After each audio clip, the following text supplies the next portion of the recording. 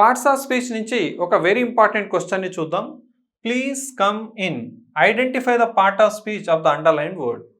Underline చేయబడినటువంటి ఈ పదం యొక్క పార్ట్ ఆఫ్ స్పీచ్ ఏంటి? మనకు ఇన్ కనబడగానే మనం ఉత్సాహంగా ప్రిపోజిషన్ అని పెట్టేస్తాం. కానీ ప్రతిసారి ఒక విషయాన్ని నేను రిపీటెడ్గా మీకు చెప్తూ ఉన్నాను ఏంటంటే ఒకే పదం మల్టిపుల్ పార్ట్స్ ఆఫ్ స్పీచ్గా పనిచేస్తుందని. అంటే ఆ పదం యొక్క ప్లేస్ని బట్టి, అంటే ఆ వాక్యంలో ఆ పదం ఎక్కడుంది, ప్లస్ అది చేసే పనిని బట్టి, అంటే ఫంక్షన్ని బట్టి మనం దాని యొక్క పార్ట్ ఆఫ్ స్పీచ్ని డిసైడ్ చేయాలి. ఇక్కడ మీకు ఇన్ ప్రిపోజిషన్ కావాలంటే ఇన్ తర్వాత ఒక నౌనో ప్రొనౌనో ఉండాలి, అంటే ఒక ఆబ్జెక్ట్ ఉండాలి. అప్పుడే ఆ ఇన్ అనేది ప్రపోజిషన్ అవుతుంది. అర్థమైందా? ఉదాహరణకు హీ లివ్స్ ఇన్ హైదరాబాద్. ఇక్కడ హైదరాబాద్ అనేటటువంటిది ఒక నౌన్. అర్థమైందా? ఇన్ అనేది అప్పుడు ఒక ప్రపోజిషన్ అవుతుంది. ఎల్లప్పుడూ ప్రపోజిషన్ పక్కకు ఒక ఆబ్జెక్ట్ ఉండాలి.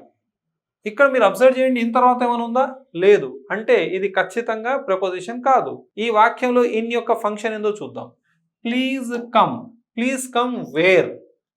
ఒక పని ఎప్పుడు, ఎక్కడ, ఎలా, ఎందుకు జరిగిందో చెప్పే పదాన్ని మనం యాడ్వర్బ్ అంటాం. సో ఇక్కడ ఇన్ అనేటటువంటిది యాడ్వర్బ్గా పనిచేస్తుందని గమనించాలి. సో ఇక్కడ మన ఆన్సర్ వచ్చేసి యాడ్వర్బ్ అవుతుంది. డన్. గ్రామర్ ఒక ఇంట్రెస్టింగ్ సబ్జెక్ట్. ఖచ్చితంగా ఇది కూడా ఒక ఇంట్రెస్టింగ్ క్వశ్చన్ అవుతుంది. ఇంకో విషయాన్ని కూడా ఇక్కడ నేర్చుకోవచ్చు మనం ప్లీజ్కి సంబంధించి. ఆల్రెడీ మీకు కొంతమందికి డౌట్ రావచ్చు, అసలు ప్లీజ్ పార్ట్ ఆఫ్ స్పీచ్ ఏంటి సార్ అని. Please can be used as verb. Please can be used as an adverb. ఎప్పుడు వర్బ్ అవుతుంది? ఓకే, ఉదాహరణకు డోంట్ ప్లీజ్ ద క్రౌడ్. జనాలను ఆనందపెట్టడం కోసం ఎప్పుడు పని చేయకూడదు. అర్థమైందా? Don't please the crowd.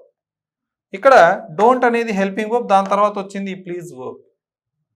He pleases everyone. అతడు ప్రతి ఒక్కలను ఆనంద పెట్టడానికి ట్రై చేస్తాడు. ఈ వాక్యంలోనేమో వర్బ్ ఆనంద పెట్టడం అనేటటువంటి మీనింగ్ ఇస్తుంది. ఇక్కడ ప్లీజ్ ఏమో రిక్వెస్ట్ ని సూచిస్తుంది. ఇలా ప్లీజ్ రిక్వెస్ట్ ని సూచిస్తే అది యాడ్వర్బ్ అవుతుందని గమనించాలి. సో ప్లీజ్ ఒక యాడ్వర్బ్, ఇన్ కూడా అక్కడ యాడ్వర్బ్ గా పనిచేస్తుంది. ఇప్పుడు వస్తున్నటువంటి ఎన్నో లేటెస్ట్ అప్డేటెడ్ గ్రామర్ బుక్స్ లో ప్లీజ్ ని ఇంటర్జెక్షన్ అని కూడా అంటున్నారండి. బట్ మన కాంపిటేటివ్ ఎగ్జామినేషన్స్ లో మాత్రం ప్లీజ్ ని యాడ్వర్బ్ గానే గుర్తుపెట్టుకోండి. వెరీ ఇంపార్టెంట్ క్వశ్చన్, ఖచ్చితంగా గుర్తుండాలి.